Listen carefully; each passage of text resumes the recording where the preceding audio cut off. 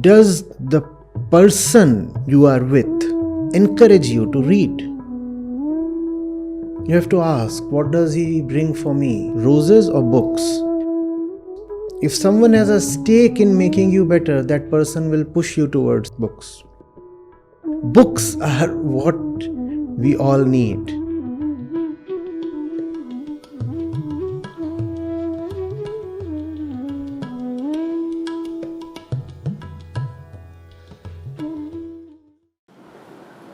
Our young adults seem to be full of confidence in the way they speak, dress, look and act. But when I look into their eyes, there is a lot of fear, insecurity and sometimes indifference reflecting back. Obviously, the outer facade is just a cover-up. Being a mother of two young adults, aged 22 and 19, I sense this with my own kids at times. I feel overwhelmed imagining what their future will be like. Today I see my kids and their peers mostly holed up in their rooms staring at a computer screen for hours at end. They seem to be uninterested in what is happening outside. They are lost in their own inner worlds, perhaps because we as parents have failed to provide them with something meaningful. Recently, a good friend's son was arrested for assaulting a cop on duty when he was stopped at a Nakabandi and asked to produce his papers. Acharya, I sense this pent-up frustration and anger amongst our young adults. I feel a sense of helplessness because I too am frustrated at the current state of affairs. I can only imagine what they must be going through. Acharya, please can you talk a bit on our youth and how best to guide them? Thank you. Love and gratitude, Nimisha. Nimisha, are you surprised when you look at a 6-month-old or 3-year-old or 6-year-old and you find him eager for his food, comfort, security, entertainment, oblivious of all other worldly or otherworldly concerns? Do you cry out, why is this 3-year-old lost in his little self and little world? Why is he not eager for liberation?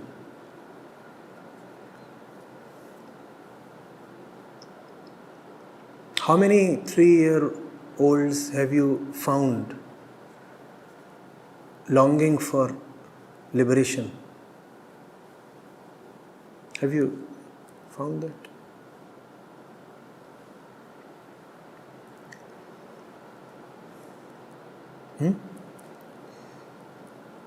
Not only do you not accuse the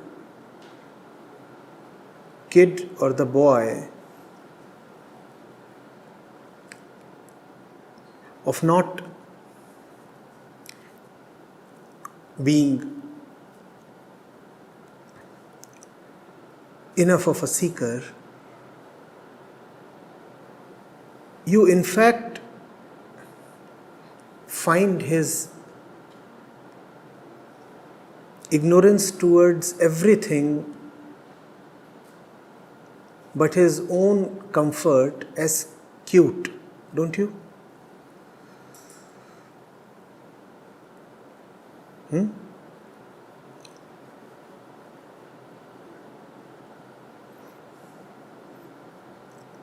It is a norm. And it is a very acceptable norm with us, is it not? 3-year-olds will be 3-year-olds. Similarly, do you feel worried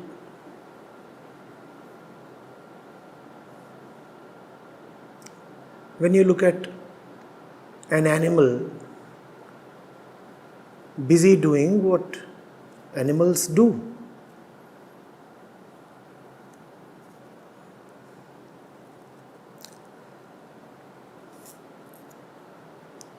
Does that look apocalyptic to you? Do you say the end of the world is surely near? Because the deer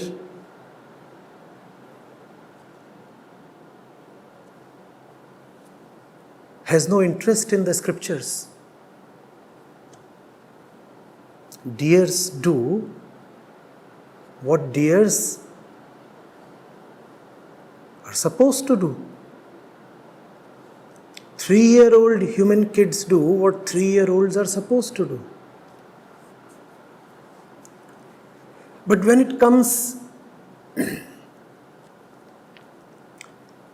young members of the species Homo sapiens, then we somehow have very romantic expectations.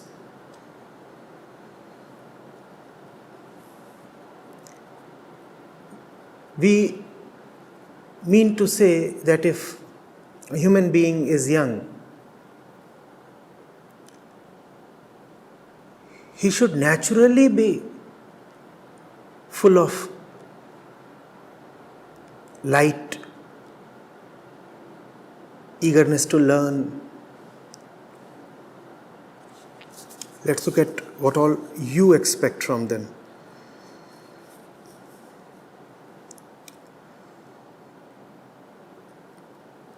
Fearlessness,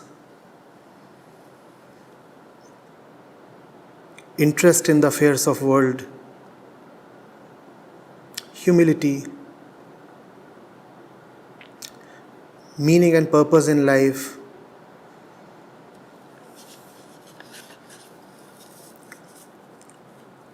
I'm asking you, from where is this idealism coming? Why do you expect these things from young human beings in the first place? You have quoted Swami Vivekananda as saying, the minds of our modern youths are becoming storehouses of multiple complexes such as sex complex, fear complex, ego complex, inferiority complex.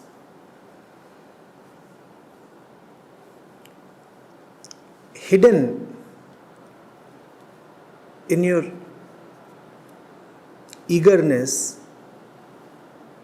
is an image, an ideal.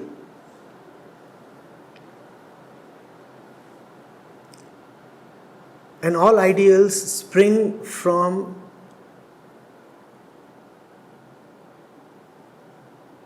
an obliviousness to the fact.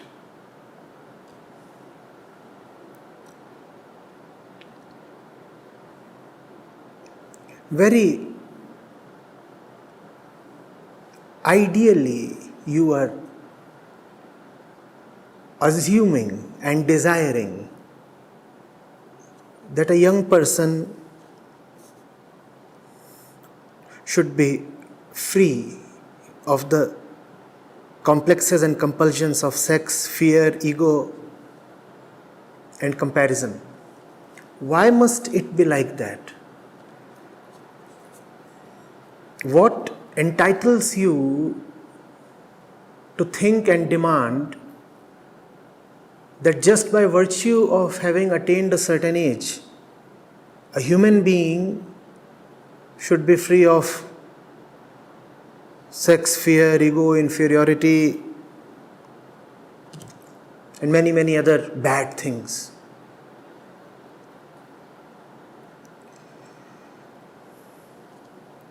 You look at a Swami Vivekananda and then you want the others to be like that. But a Swami Vivekananda is not normal. He is an aberration. He is a great exception.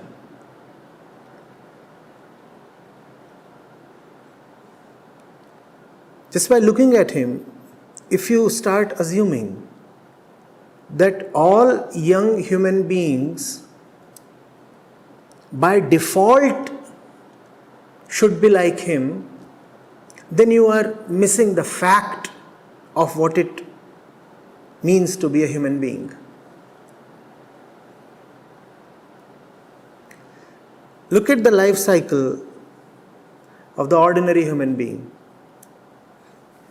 We say he is designed to live till 100. He is designed to live till 100. When does he begin to procreate? At 12, 14. It is under the influence of civilization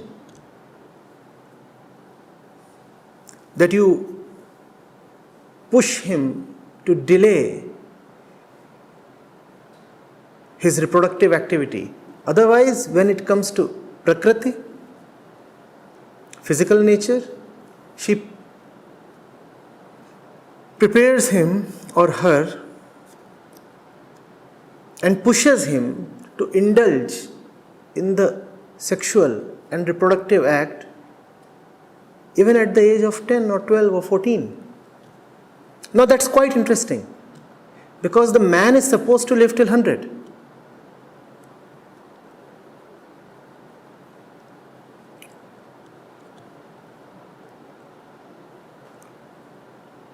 But the sexual act does not start somewhere close to the midpoint. It does not start at 30 or 40 or 50. In fact, even before one reaches midway, the sexual act actually starts tapering off.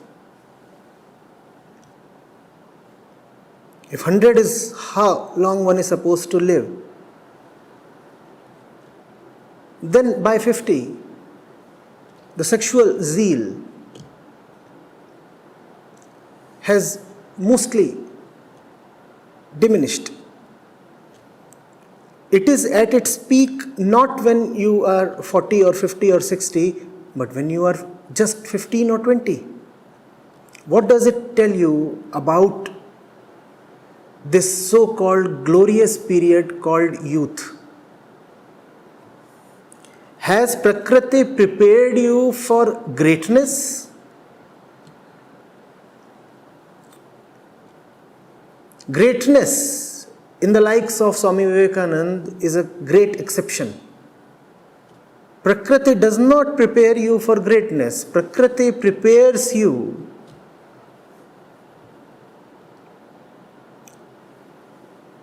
for procreation. All this great upsurge of energy that you see in youth is not meant to break their chains or raise a fire that would unfetter them. All this great energy that we so fondly talk of in youth is actually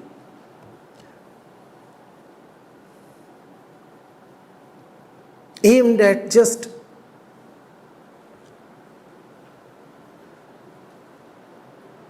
furtherance of the Prakritic motives. So first of all, let's keep our expectations in check. First of all, let's not unduly assume that youth is the golden period of one's life. First of all, let's not assume without fact or reason,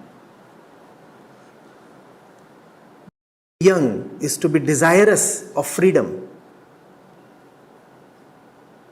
It is not so. And therefore, what you are seeing in today's youth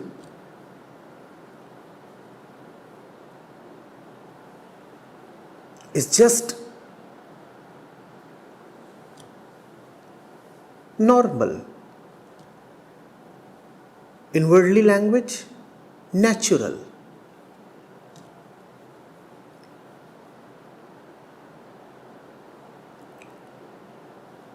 The boy has reached 20. What is he supposed to do?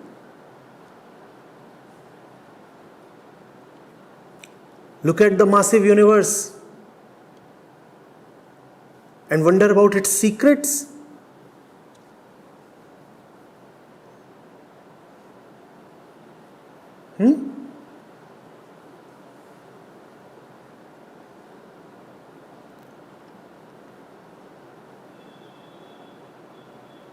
Think about how insignificant he is in the greater order of things.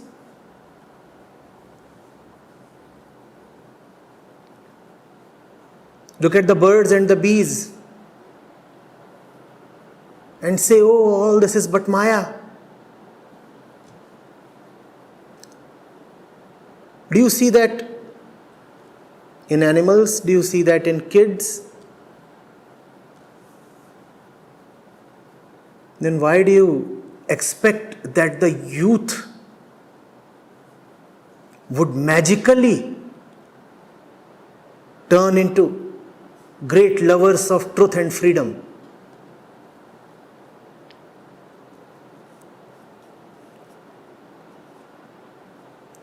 You are saying, oh, the youth are so full of sex, fear, ego and inferiority. Do you equally lament it when you see that the kids and the old ones are full of sex, ego, fear and inferiority or superiority? No, you don't lament it then. I have not heard anybody come and say, you know, sir, all the octogenarians and the nanogenarians, they are so full of ego. They don't have the desire or energy for liberation. Neither have I heard somebody come to me and say, my Pintu is now 6 years old, but he has no yearning for God. Now then it becomes quite strange. The fellow has no feeling for freedom when he is 6. And you don't find it odd. The fellow has no feeling for freedom when he is 60. That too you don't find odd. But when the fellow is 25, then you expect that somehow magically, just like Swami Vivekananda, he too will turn into an ideal seeker, renouncing everything, sacrificing everything for the sake of inner joy. Why would he do that? What is it about attaining a certain age in life that makes you think that one would be full of zeal and energy and compassion and great love for the truth? Nothing. Nimisha, 6 is 16, 16 is 26, 26 is 46, 46 is 86. Nothing changes. When you are 6, you behave as your DNA dictates you to behave at 6. When you are 26, you behave just as your DNA dictates you to behave at 26. And when you are 66, you behave just as your DNA dictates you to behave at 66. We are just another species of animals. Why do you forget that? Just because in between, once in a few centuries, you get somebody like Swami Vivekananda who seems to defy the Prakritic order, we start thinking too big of ourselves. We disrespect and undervalue a Vivekananda so much that we feel that what he did was fairly normal, easy and common. We want that to be the norm. We say, oh, if he could do it, why are the other youth not found doing it? And when they are not found doing it, then we regret and lament and complain. Do you see that it is based on an underestimation of what it means really to be a Swami Vivekananda? If we could really see that he was an utter genius,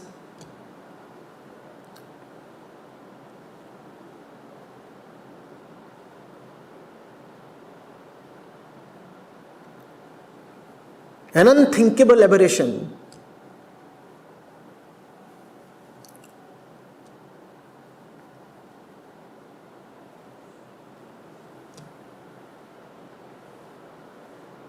an Everest in a landscape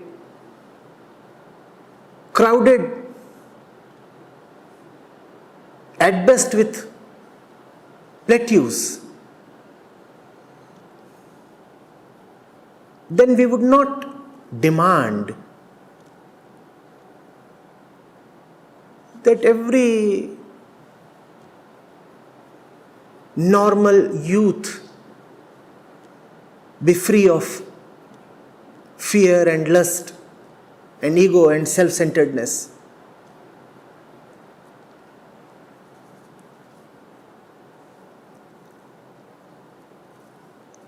We compare ourselves to the ideal that is Vivekananda, and when we find ourselves short,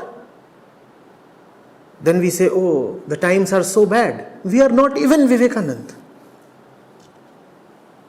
You know, it really is Kali Yuga.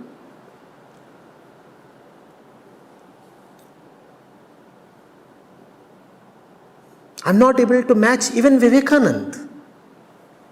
Excuse me, what did you just say?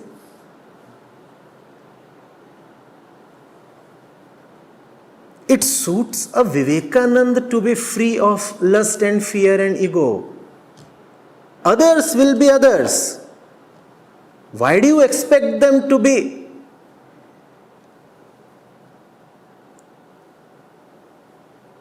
abnormal, if not paranormal? They are not supposed to be. In fact, if they act as if they are Vivekananda, then they would be putting up a facade, as most youth do.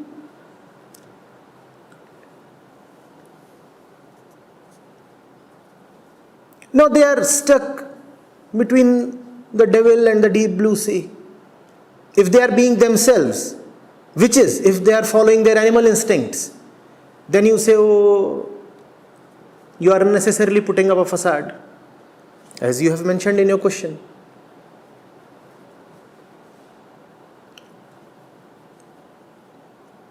Is it not so? Let's think over it. That if they try to act spiritual, then they are really putting up a facade.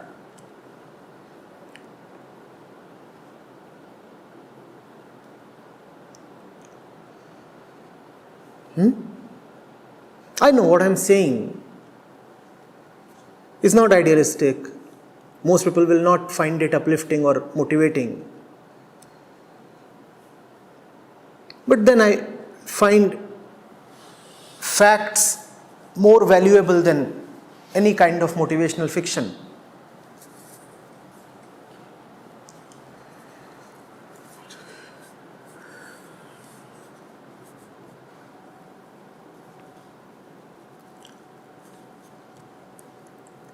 You are saying youth has pent up frustration and anger.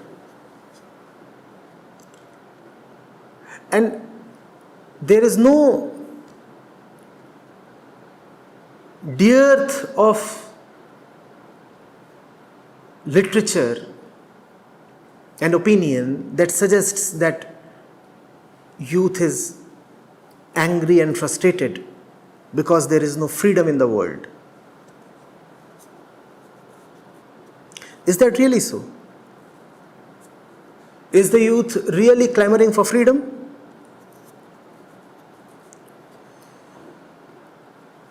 Ask them, why are you frustrated? How many of them would really say, we want to be free of our ego, and that is why we are frustrated? What is it that makes them frustrated? If you want to know that, see what is it that would quell their frustration or calm them down.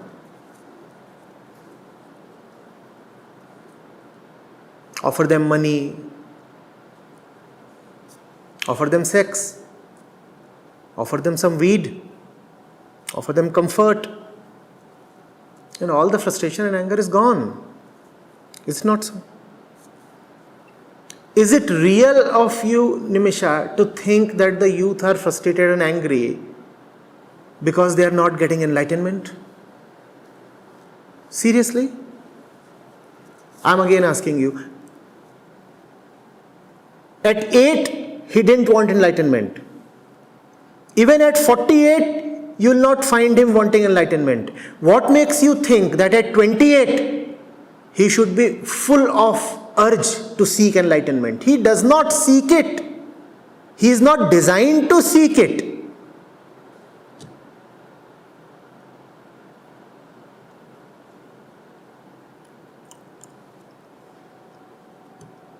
Look at man's configuration. What makes you think that a kid is born to be a Swami Vivekananda? No. What makes you think that a woman is born to be one of the greats?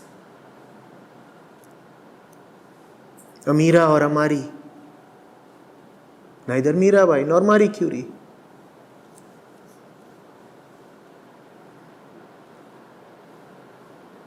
It's an imposition upon her if you constantly push her the Meera or Mari way. She starts menstruating at 12. Now, what is Meera and what is Mari?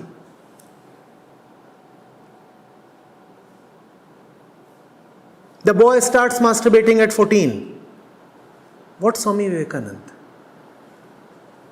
And often you don't even have to teach him to masturbate. It comes to him in your language naturally. You don't have to teach it to him. Even if he's been living in a cave, he would learn to explore his body.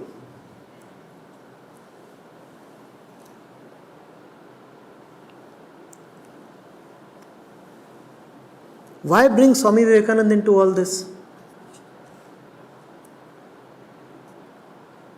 He was a distant star.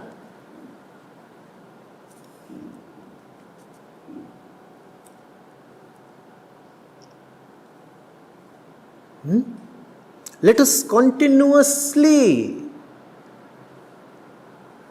and steadfastly remember who we are. Otherwise, we start thinking too much of ourselves. Otherwise, we start feeling as if enlightenment is a birthright and seeking enlightenment is a fundamental duty. Neither is enlightenment a birthright, nor is a human being obliged in any way to seek freedom or liberation. Human beings are designed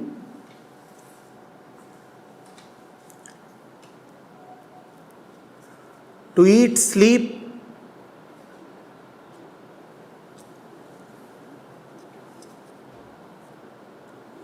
have sex, and die.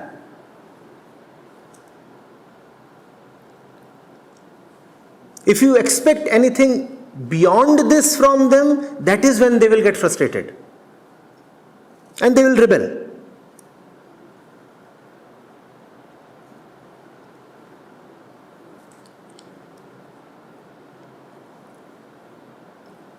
You know of the rebellious youth movement of the 60s and 70s, right? The counterculture. You know of the hippies. I do not know how many of them were getting God, but what is certain is that most of them, probably all of them, were getting good sex. That's what the youthful rebellious energy is all about.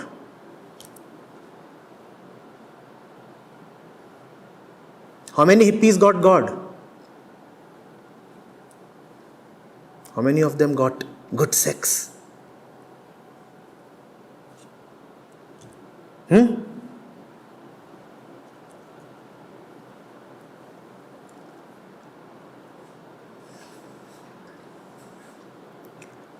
Rare, utterly rare is a human being of any age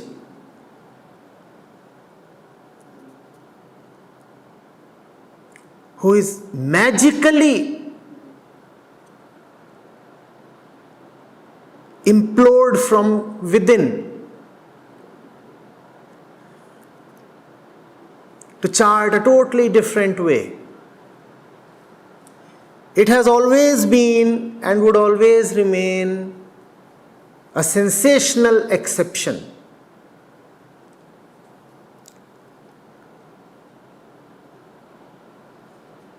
The others will continue to do what they are designed to do.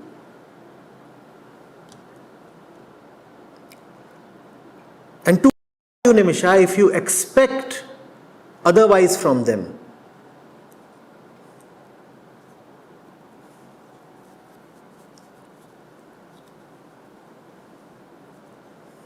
it's almost like crying in despair when you don't find a donkey reciting the Gayatri mantra. Oh, it's a young donkey, you see. And you have expectations. You feel that a young person must be full of reverence for the scriptures. Why do you forget that?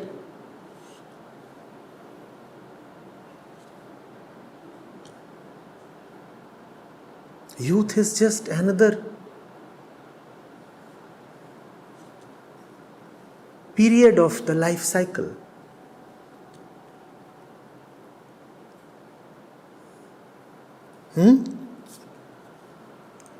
Prakriti invests in you that tremendous energy at that time so that you can produce babies. And that's what your principal concern will be. I want babies.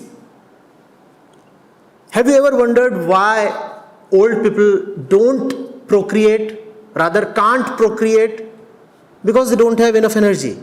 And Prakriti says, bringing up a baby, raising a kid requires a lot of physical energy. So it is not a coincidence that you exhibit the peak of your reproductive activity, sexual activity, when it is coinciding with the peak of your energy levels. Don't you see the coincidence? The peak of your energy levels coincide with the peak of your sexual activity. So what has Prakriti given you all this energy for? Isn't it obvious? Prakriti has given you all this energy so that you can chase men and women. This energy has not been given to you so that you can climb up the Himalayas and meditate there. This energy has been given to you so that you can run after the woman, pick her up, please her 5 times a day.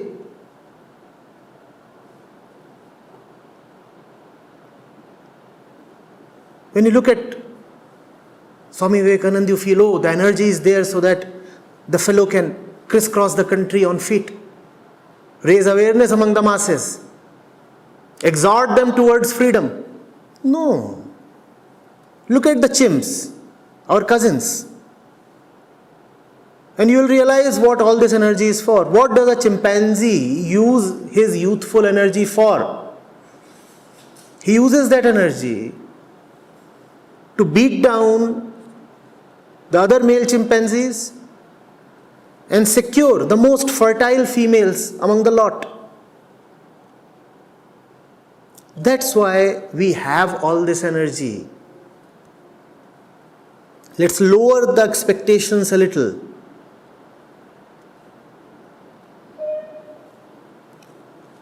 In fact, by the time you cross 50, don't you see that your sexual urge diminishes? Even Prakriti knows that by the time you gain a little sense owing to your life experiences, you would probably not be so deeply interested in the mating game.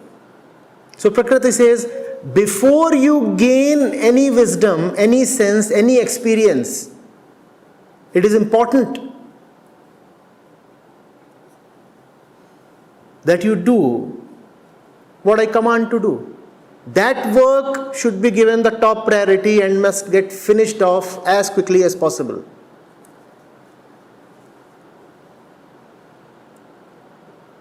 So you become sexually eager just as you cross your childhood. Prakriti does not want to wait even a day after that.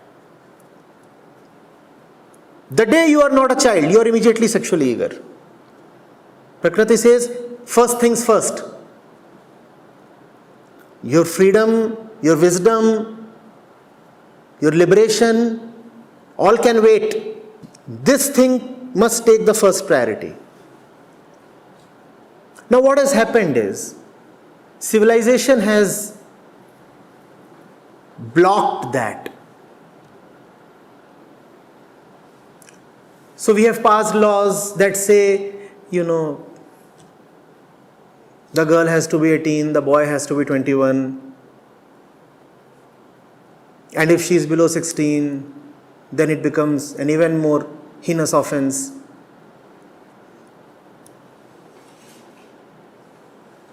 And the social structure is such that you say when 18 and 21 are no good, you must first of all earn, have a career, be economically secure. So 21 gets pushed to 25 or 28. And so there is frustration, nothing else.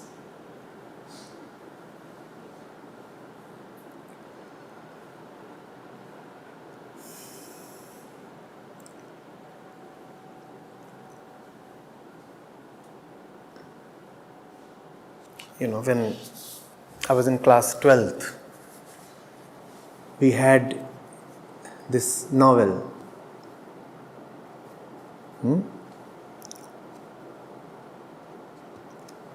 Lord of the Flies.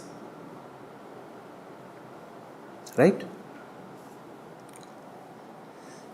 And at that time I had wondered, rather resented, why this kind of a novel is being taught to impressionable students. We were just 16 or 17.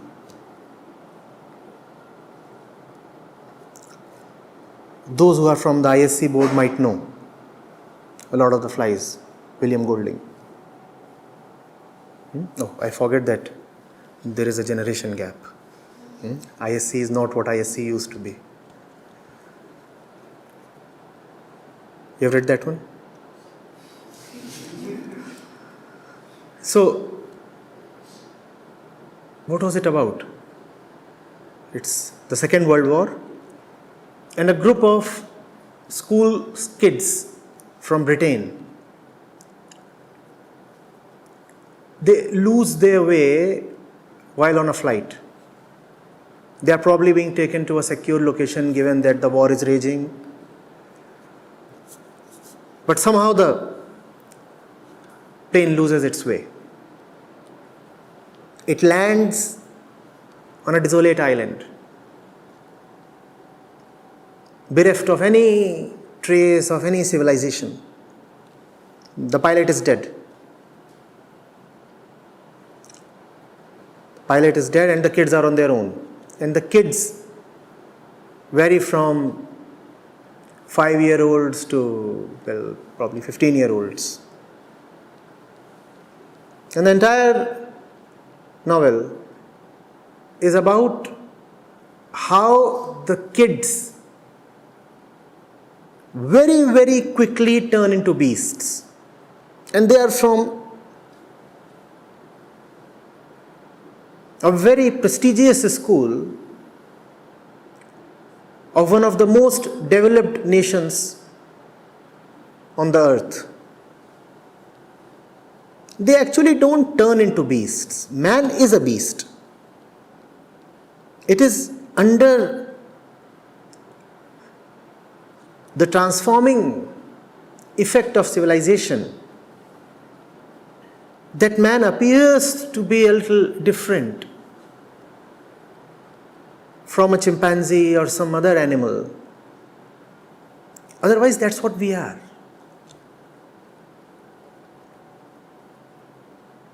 Beasts. Why do you expect, Nimisha, that the young people would naturally be like the sannyasis of Swami Vivekananda? Why should they be that way?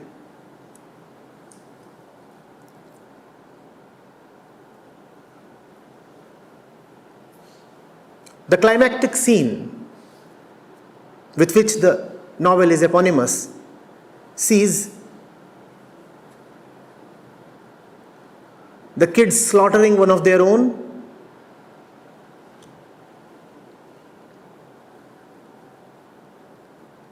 and putting up his severed head on a stick. And the flies on the island have all shrouded that head, and the head is hardly visible. So, Lord of the Flies. And then there are a couple of more deaths, a couple of more murders rather. They almost turn into cannibals. And all this within a matter of a few months. Our civilization is a facade. It doesn't take long for the veneer to come off.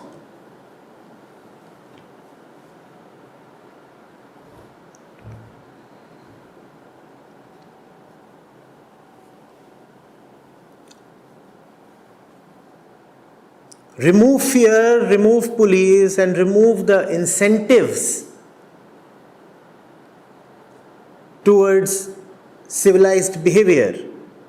And very soon, you will see how much of Swami Vivekananda is there in today's youth.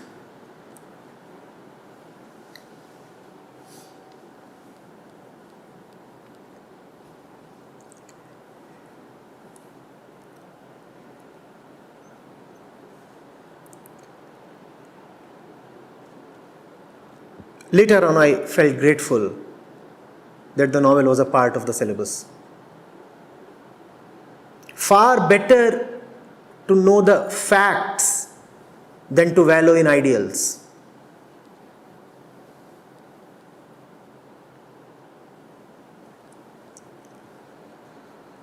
The serious, austere,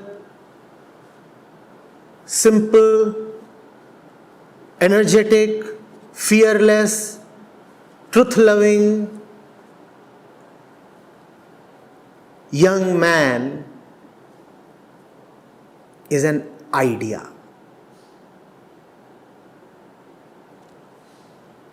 He really does not exist.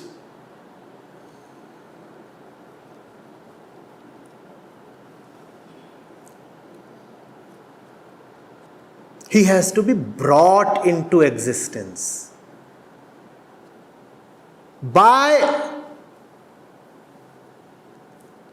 someone who is exactly that which needs to be brought into existence. Before we talk of Swami Vivekananda Misha, let's talk of Ramakrishna Paramhans. There would have been no Swami Vivekanand had there been no Paramhans first of all. Swami Vivekanands don't drop off from the sky. They are raised, they are made, they are given birth not by their mothers, but by somebody like Paramhans. Where is Paramhans? Swami Vivekananda was an ordinary man, Narendra. And he too had his ordinary pursuits.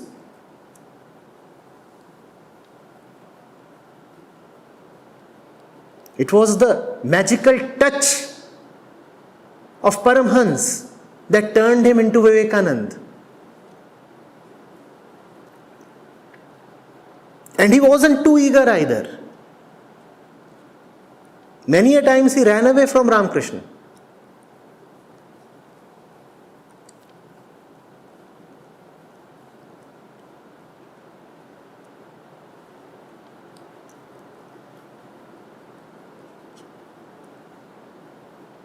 Sometimes in the name of family responsibilities, sometimes in the name of education, sometimes because he was just bored with this ordinary devotee of Dakshineshwar temple.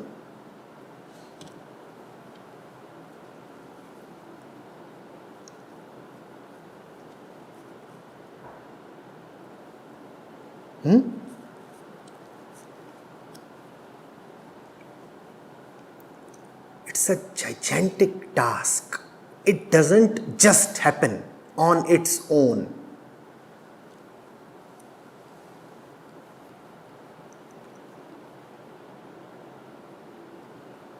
If you leave the youth to how they are, it is not liberation that would happen. Procreation would happen. On its own, liberation never happens. Procreation happens. That you don't have to teach.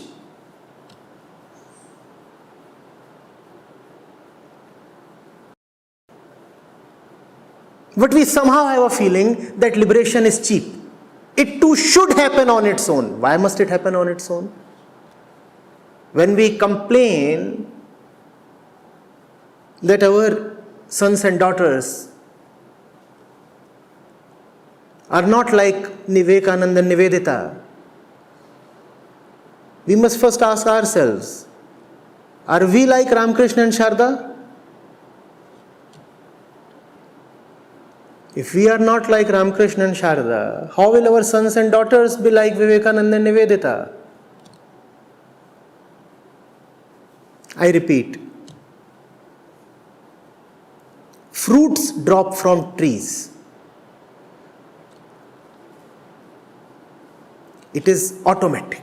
It is prakritik. It just happens. Man does not automatically get liberated. Man does not even have a conscious, innate desire for liberation. It is not there. In fact, if somebody has it, it is unnatural. Unnatural in the prakritic sense.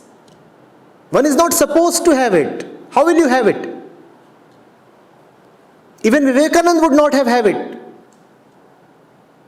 Had it not been aroused in him by an external agency. Nobody can just have it, except maybe, let's say, 1 in a million, 1 in a billion. We should not even talk of them. They are some kind of manufacturing problems. They are God's mistakes.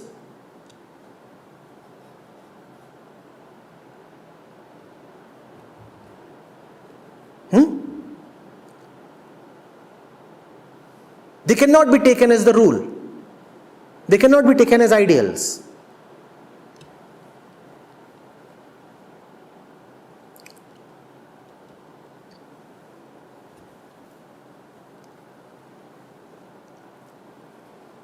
Throughout his childhood, the fellow was interested in toys and sweets, right?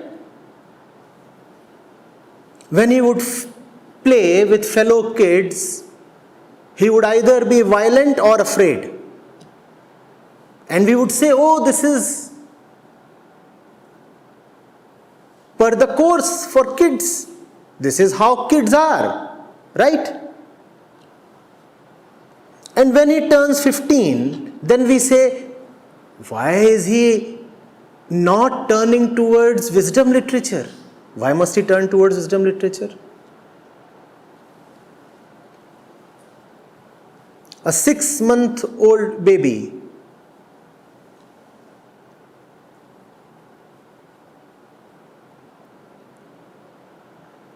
you go close to him, you want to kiss his face, and what does he do? He extends his little fingers and clasps at your necklace. Then do you complain that the fellow is so materialistic? I wanted to kiss, but all he was looking at was my necklace. And you know that babies do exhibit exactly this kind of behavior, right? Go close to them and they'll want to grab whatever they can. Not God, something material. If Arjun goes to them, they will... This is from experience. And the grip is firm. The fist won't open too easily. And when you try to force it open, then the kid would cry.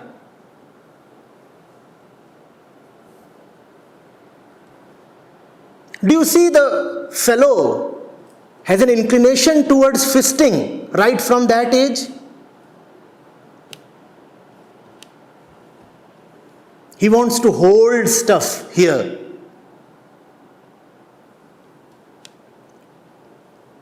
And then you don't say, why is he not like Swami Vivekananda? Why does he not approach people with palms wide open? One denoting that I came with nothing, the other denoting I will go away with nothing. Then you don't say. Then you say, oh, he is but a baby. It is very natural that he is clasping at everything. Tomorrow he clasps at money, at security, at all these things that you are complaining against. Then why do you find it odd? Just as this fist was trying to clutch something, similarly, at some other age, this same fist is used to clutch the genital.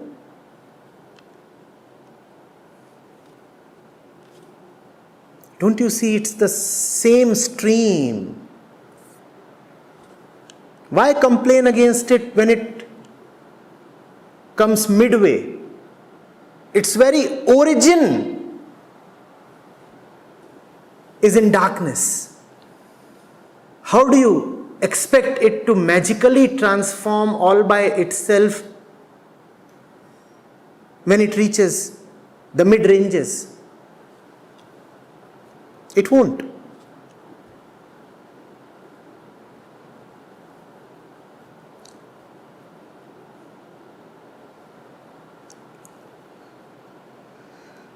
The clasping fist, is it not symbolic of babies across gender, nationality, religion? This is what you will find little kids always exhibiting.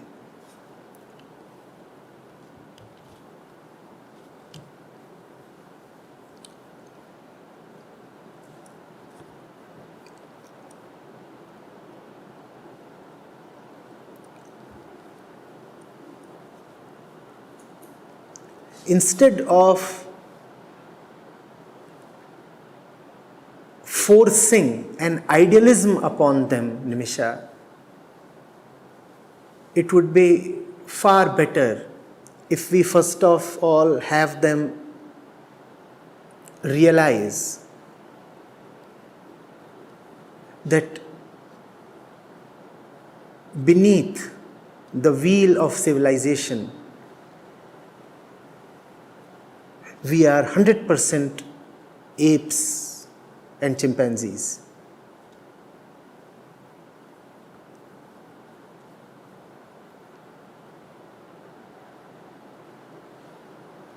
And even this civilization is an attempt gone badly wrong.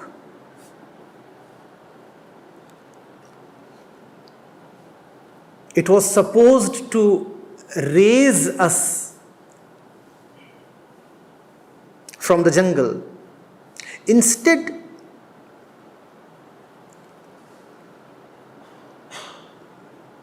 it has been such a botched up attempt that it has repressed us. That which needed to be elevated could not be elevated, so to hide the failure, it has been repressed. Are you getting it?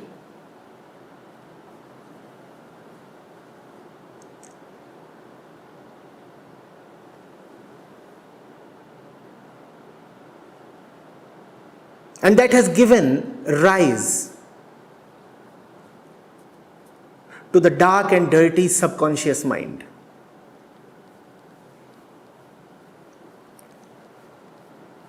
Which is a storehouse of all kinds of frustrations and desires and pent-up urges.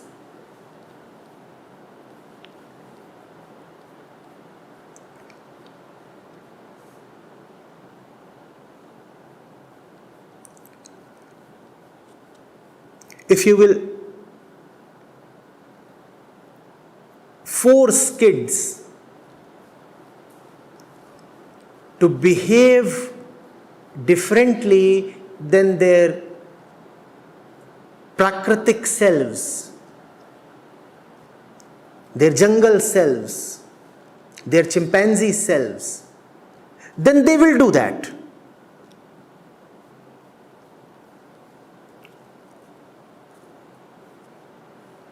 With persuasiveness and punishment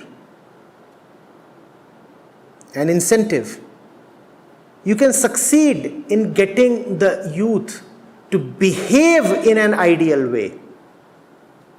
But I assure you, beneath that ideal behavior, an angry chimpanzee would still be lurking, and the chimpanzee would now be very, very angry. Very, very angry. Why would he be angry? Because he is being made to act like Swami Vivekananda. Inside a chimpanzee and outside he has been forced to behave as a Swami. You see a lot of that in circus, don't you? The elephant is walking on two legs and shaking hands with kids. How do you think he is actually feeling? That's how our civilized youth are, especially spiritually civilized youth. The chimpanzee is speaking in French and reciting Sanskrit verses.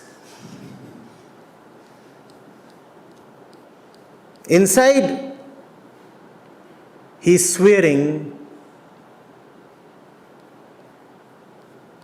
he'll have a super go at you whenever he can get half a chance.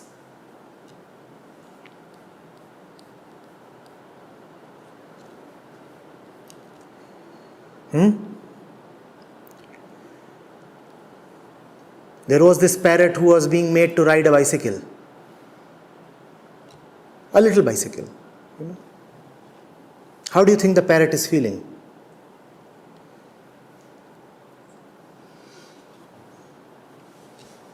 That's how the youth today are feeling.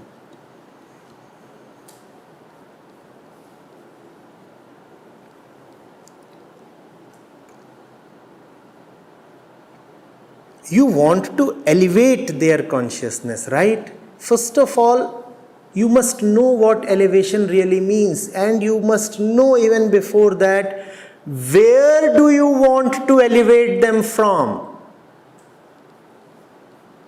It is a problem if you do not know where you want to go. It's a far more massive problem if you do not know where you are standing. You can be helped if you do not know where to go. You cannot be helped if you do not tell where you are standing. I need help, but where are you? That I do not know.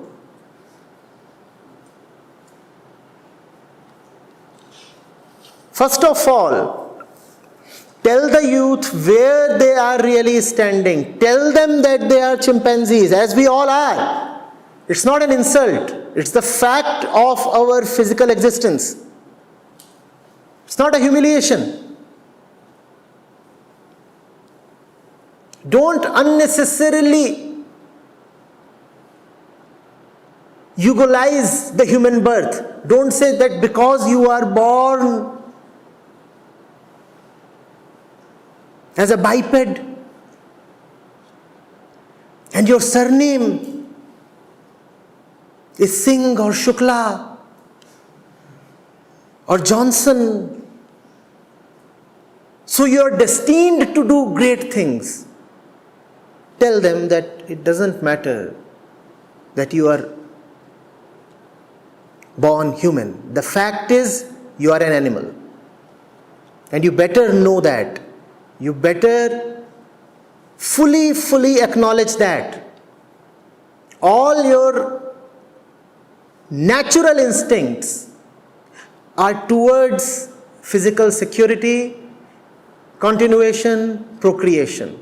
That's what you continuously want. And you should never forget this. Teach this to the youngster. Teach this to the youngster even before he turns young. Let him know this when he is 8 years of age.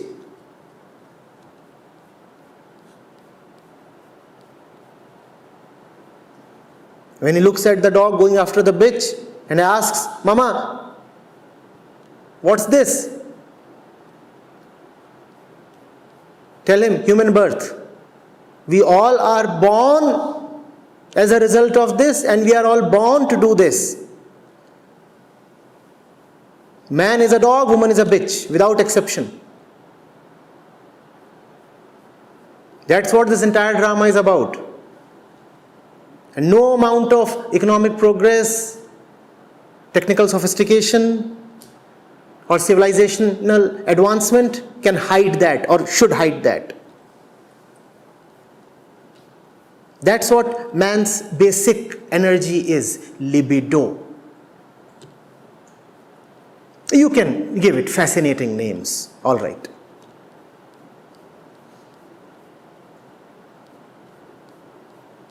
Teach this to them. And when they encounter the fact of their savagery in all its bloodiness, then maybe a repulsion and inner repugnance would arise, and that would be transformational. But there can be no transformation without an intimacy with the fact. If the fellow is thinking, as most of us do, that we are special just because we were born in a hospital and not in a jungle, then too bad for us.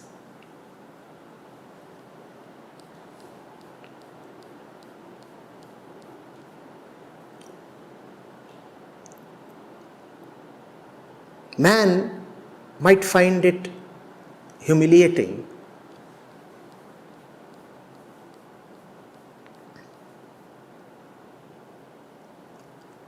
The ego finds it absolutely scurrilous that after centuries, rather millennia of development and progress, one is still to be called an animal.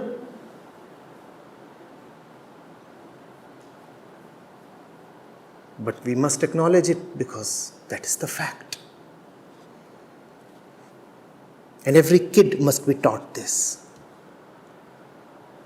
Then there would be the one odd little Narendra who would say, I hear this, I know this to be true as a fact, but I don't like this. There is something in me that revolts against this. And then let him walk out of the classroom and discover a Paramhans. And then there is some possibility of a real Vivekananda taking birth. You do not get them cheap, Nimisha, please. It's almost like asking, why aren't diamonds falling from the skies and complaining and crying hoarse? Oh, there was a hailstorm, there was a hailstorm. Why didn't I find precious stones in them? Why must you find precious stones in them? A hailstorm will give you water, frozen water. What makes you think that you will find diamonds amongst hails? How did you come to have this expectation? What makes you think that you will just find a Vivekananda amongst usual human beings?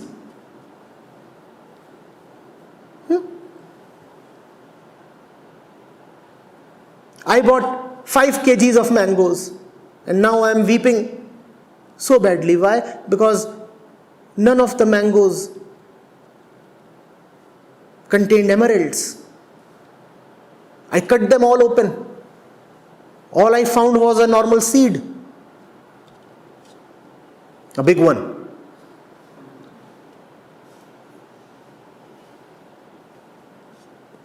Huh?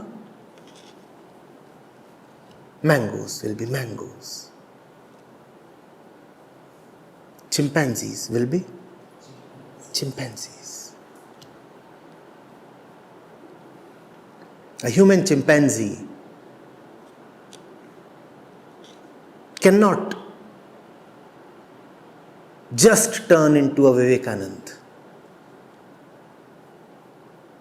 Drop the expectation.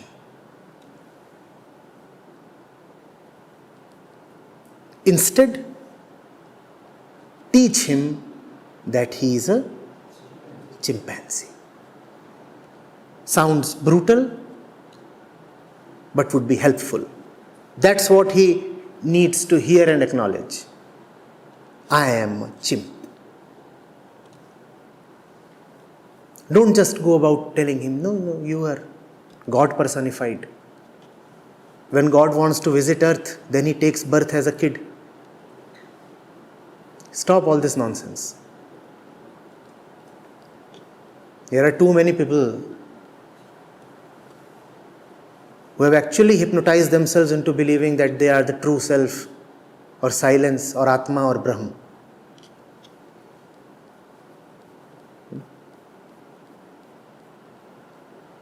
Even chimpanzees are mocking him.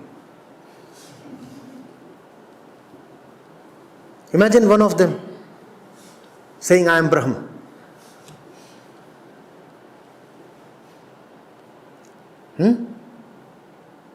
And then rushing towards the nearest fruit or the nearest female and constantly reciting, I am Brahm. Brahmanzi.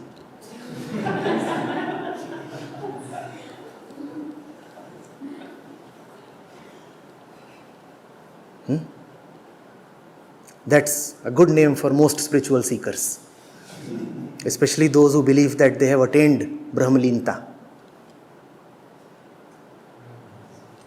Brahmanzi.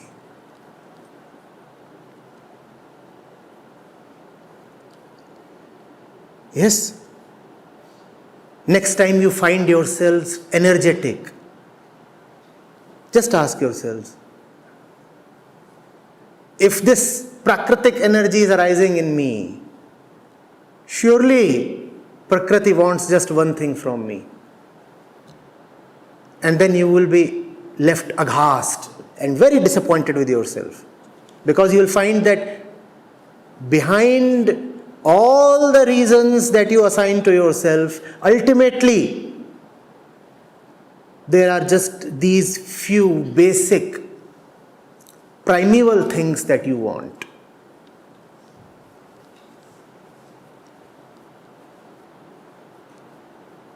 It would be shocking and it would be humiliating, but it would be real. Let's, for a change, give value to reality.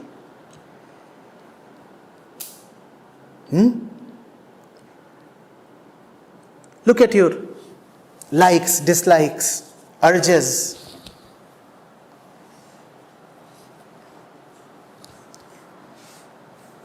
If this session were happening in a forsaken place, dark and damp, you wouldn't have been probably so eager to attend. Here you are far more agreeable. Ask yourself, what is it that makes me agree to this environment rather than a so-called inferior environment? And even here you will find prakritic motives. Even here.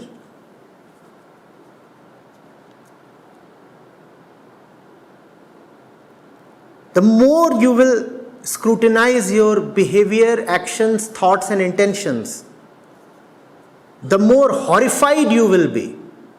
All the time there is just fulfillment at the material level that we are seeking. It would be truly horrifying to discover. Even when we say that we are spiritual seekers, it is actually material fulfillment that we are targeting.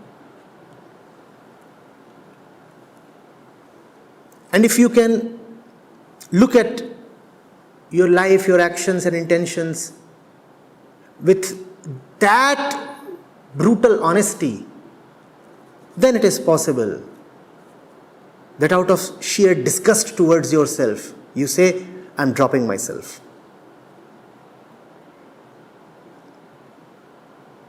But without that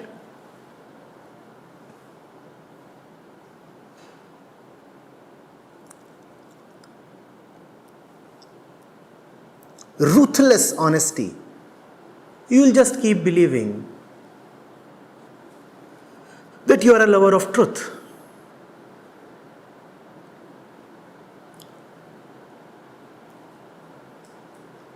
Will you remember this? We are not born to be lovers of truth. Each of us is born as a lover of flesh. So if an inner voice says, I am doing this for the sake of truth, I am doing this because I like truth, don't believe it too easily.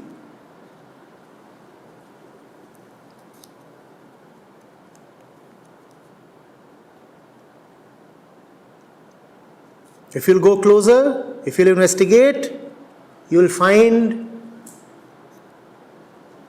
that all attempts, all intentions, all likes and dislikes, all decisions ultimately boil down to just the prakritic narrative. Food, comfort and sex. That's what we live for, that's what we act for, and that's what we die for.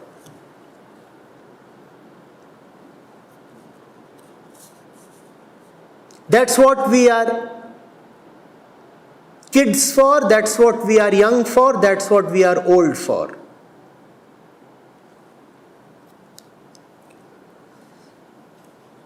What is the fellow going to the temple for? Food, comfort and sex. What is the fellow giving birth for? What is the fellow committing suicide for?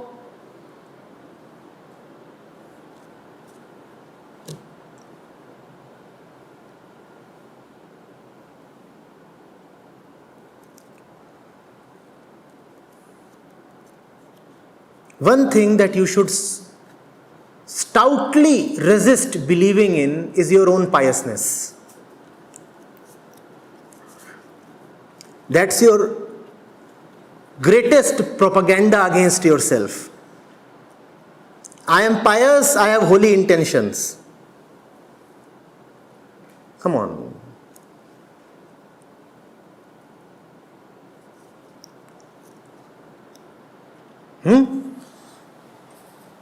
What do you think? Fake news are a recent phenomena? And WhatsApp can't ban it.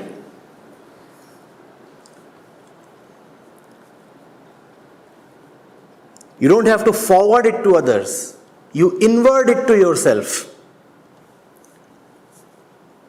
I am pious and I have holy intentions. This was the first piece of fake news invented by man.